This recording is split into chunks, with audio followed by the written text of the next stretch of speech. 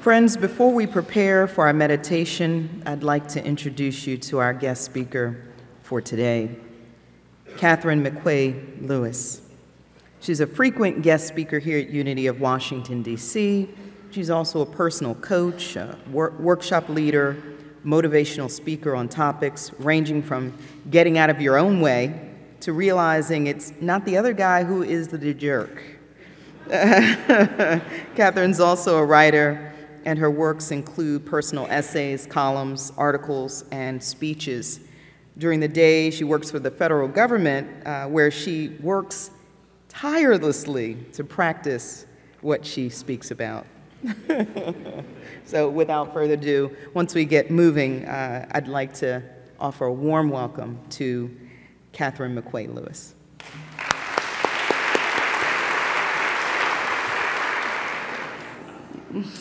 So good morning. Please turn to your neighbor and then repeat after me if you would. You are kind, warm, generous, loving, positive, compassionate, and just wonderful. Thank you. Now raise your hand if you believe that to be true about yourself. Excellent. Well, I would think it is true for most of us a lot of the time, maybe not all the time, but much of the time. And I would suggest that that is how we want to be, how we strive to be.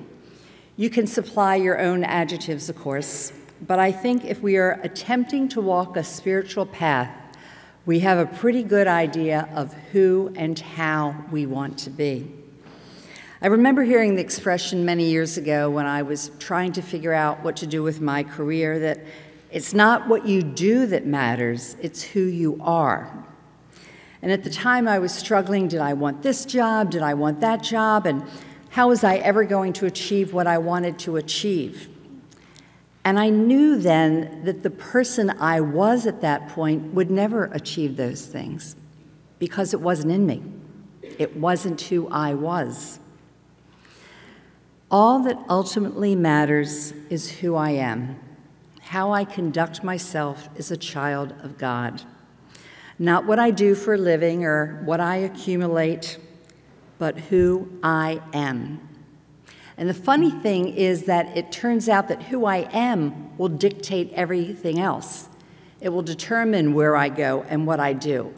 We just have it backwards often. Who we are will drive all of our experiences in the rest of our lives.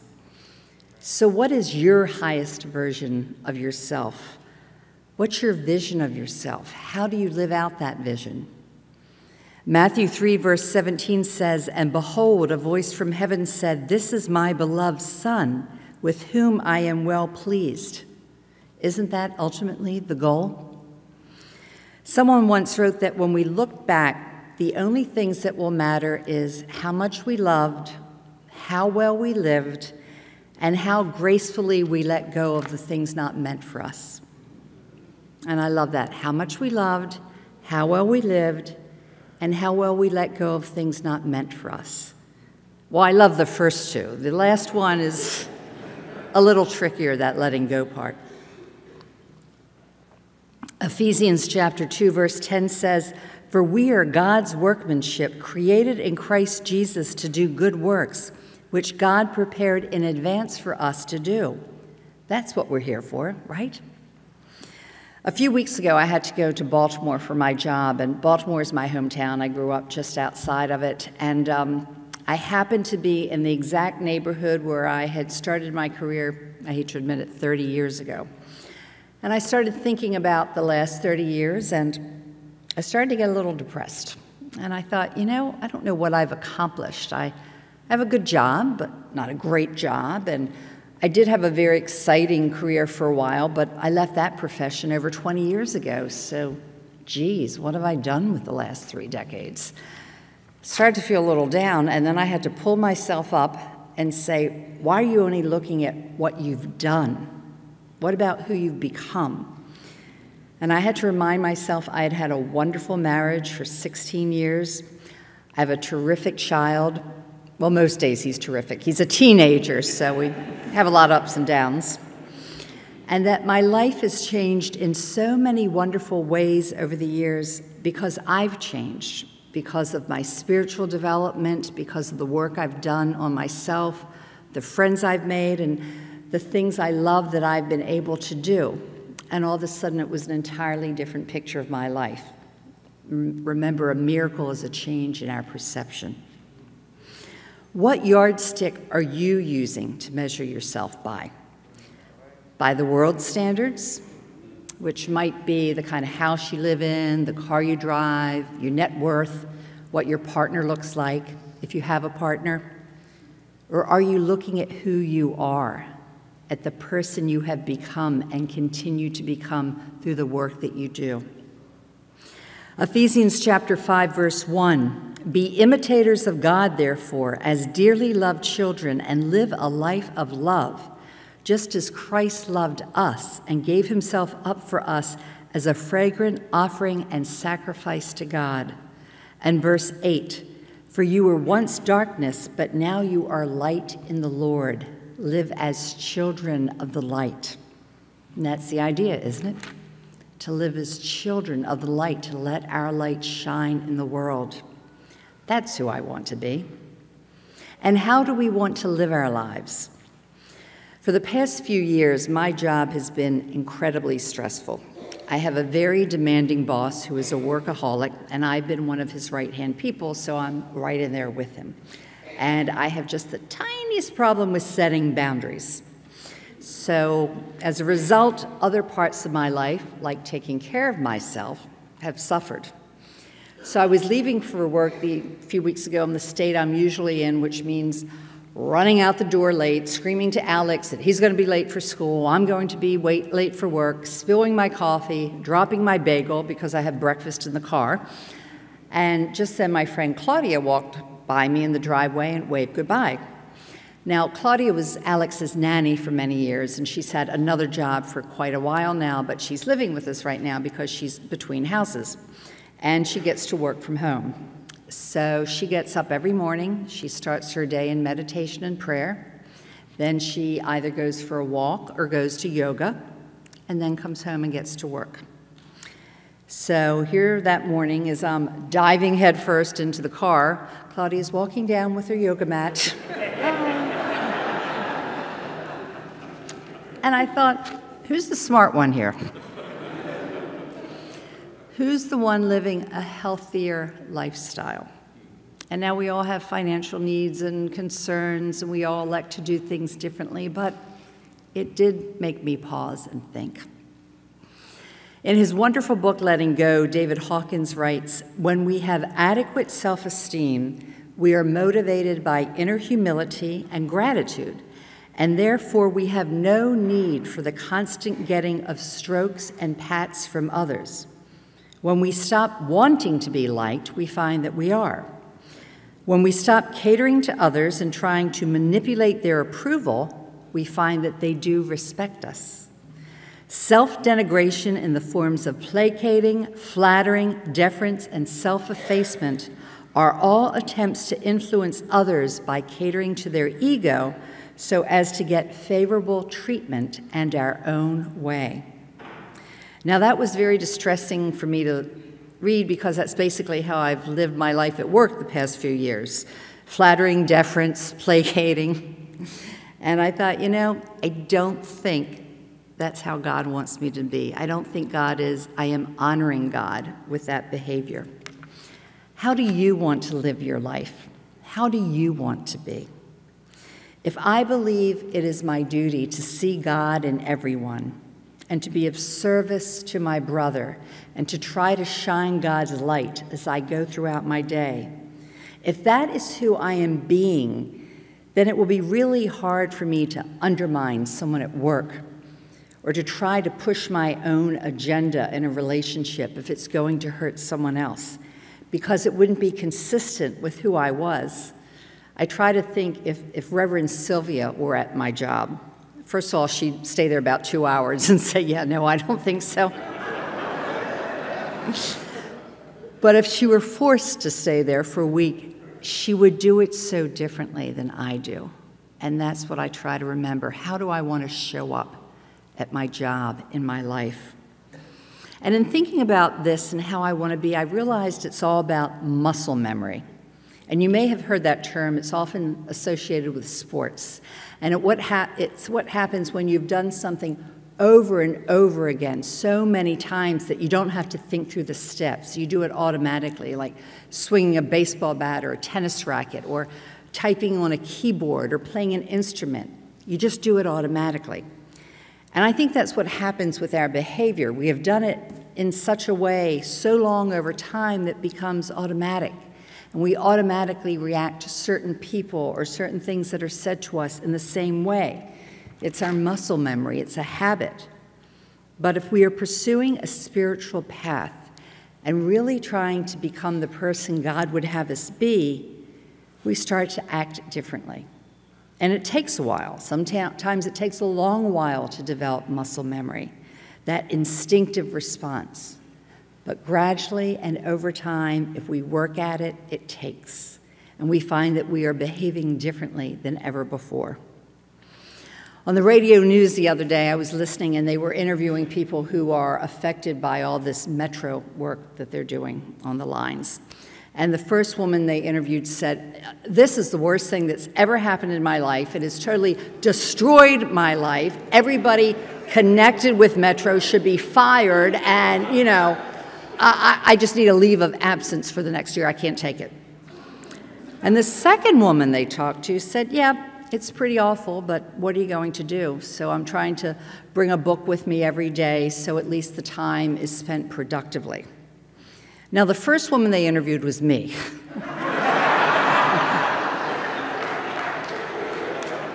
It wasn't, but it could have been. Because that is how I often react to a negative situation. Who and how do we want to be? How do we want to show up in our lives?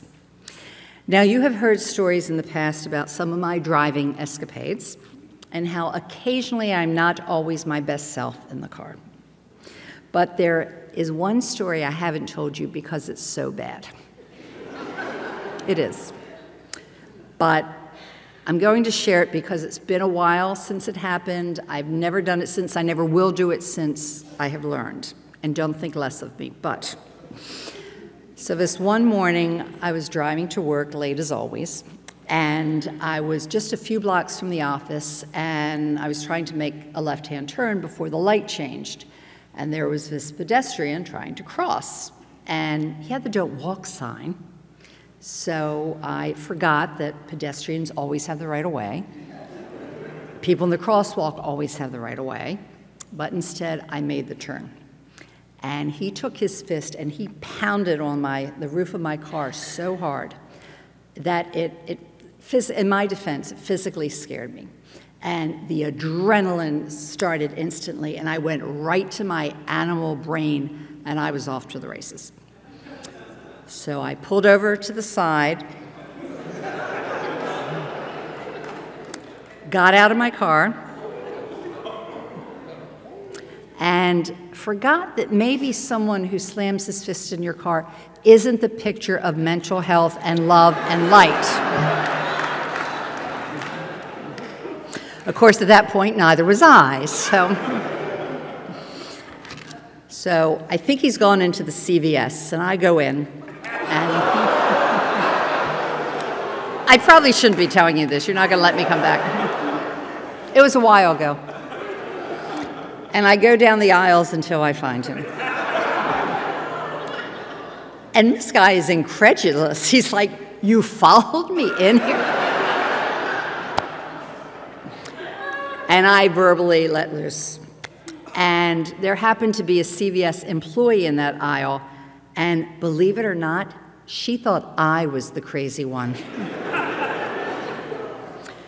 And that made me realize I was. So I slunk out, went back to my car, continued to work. My point is, I don't want to be the crazy woman screaming in the CVS aisle. I don't even want to be the crazy woman trying to beat a pedestrian through the traffic light. That is not who and how I want to be. I want to let go, to let God, to turn it over, to relax and release, and to forgive. To forgive others their less than perfect behavior as God forgives me. The spiritual writer Emmett Fox talks about this when he writes, "When you hold resentment against anyone, you are bound to that person by a mental chain. You are tied by a cosmic tie to the thing that you hate. The one person perhaps in the whole world whom you most dislike is the very person you are attaching yourself by a hook that is stronger than steel." And he goes on to say, "Is that what you wish? Remember, you belong to the thing to which you are linked in thought. And at some time or other, if that tie endures, the object of your resentment will be drawn again into your life, perhaps to wreak further havoc. No one can afford such a thing, and so you must cut all ties by a clear act of forgiveness. You must lose him and let him go. By forgiveness, you set yourself free. You save your soul." The spiritual writer Marianne Williamson has a series of questions she suggests we ask ourselves every morning when we're starting the day. And basically, it's, "Dear God, what would you have me do today? Where would you have me go? Who would you have me talk to? And what would you have me say to them? Where would you have me go? What would you have me do? What would you have me say, and to whom?" And in doing that, we're trying to align ourselves with God's will. We're not starting off the day with our own agenda, but with God's agenda. It means we're trying to take a spiritual path to put our ego aside and to be the person God would have us be. And I think part of aligning ourselves with God's will is taking responsibility for our own lives, for the dumb things we do, for the experiences we have, and not blaming others. I think it's all too easy to say, "Well, she hadn't have done that, I wouldn't have done this." But that's casting blame. That's pointing the finger out and forgetting four fingers are pointing back in. And it can lead ourselves to becoming professional victims. And it doesn't feel good to be on the other side of blame. Trust me, I know, I have a teenager, and there is nothing that happens that isn't my fault. If we go to a baseball game and it rains, it's my fault because he wanted to go the previous night. I can't win. It doesn't feel good to be on the other side of blame. I suspect we all want to be the person who takes responsibility for ourselves, who remembers that there really are no accidents. And if something is happening in my life, it's probably something I need to learn from. And the other question is this something I have manifested in my life? And could I become the type of person who does not manifest this type of thing into my life? Because we know that the most powerful ability we have is the power to change our minds, to change our thoughts. We are responsible for our experiences because we're responsible for how we stand in the experience, how we hold the experience. And when something happens, what we do next and the thoughts we think about what happened will determine everything else. As they say, it's not what happens to us, it's what we do with what happens to us. Who do you want to be and how do you want to feel about yourself? Ralph Waldo Emerson wrote, "The only person you are destined to become is the person you decide to be." And in unity, we know that to be true, right? Because our thoughts determine our lives. And we know the power of prayer. Last winter, it seemed that if Alex and I were talking, we were fighting. And I got so desperate, I was actually forced to do some work on myself. And as part of that, I started to pray daily that our relationship be transformed, that I become the mother he needed me to be, that God lift my frustration and my anger, that God work through Alex to lift his challenges. And as winter became spring, things got better. And then things became really, really good. But then just last month, I noticed we were starting to go at it again, and I thought, what happened? And then I remembered, oh, I stopped praying about it. Things were going so well, I just moved on. And I'm not saying it's like I was saying the magic words and everything changed, but we know the power of prayer. We know that prayer does change things, and prayer changes us. And I needed to put myself back in that mindset to change my energy and the energy I was putting out there to have God work through me and to work through Alex. And it got better again.